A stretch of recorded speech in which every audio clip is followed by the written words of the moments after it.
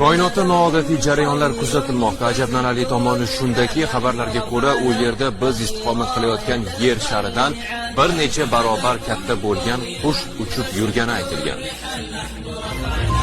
Koinotda qushga o'xshash o'lchami yernikidan 10 barobar katta bo'lgan jism suratga olindi. U haqda Rossiya Fanlar akademiyasi koinot tadqiqotlari laboratoriyasi xabar berdi. Surat Lasko teleskoplari yordamida 24-may kuni Toshkent vaqti bilan 16:00 da olingan. Tasvirda qush yoki uchar kema aniq aks etganday, uning ortida olovli iz bor. Qush qanotining o'lchami taxminan 150 ming kilometrni tashkil qilishi aytilgan. Quyoshdan sirli jismgacha bo'lgan masofa taxminan 2 million kilometr bo'lib, o'lchami yerdan 10 barobar kattaroq. Olimlar bu hodisaga ilmiy asosda tushuntirish berish bo'yicha muhokama o'tkazishni taklif qilgan va istisno sifatida mutlaqo har qanday versiyalar va har qanday munozaralarga, jumladan o'zga sayyoraliklar, plazma hayoti va fitna nazariyalariga ruxsat beriladi deya hazil qilgan olimlar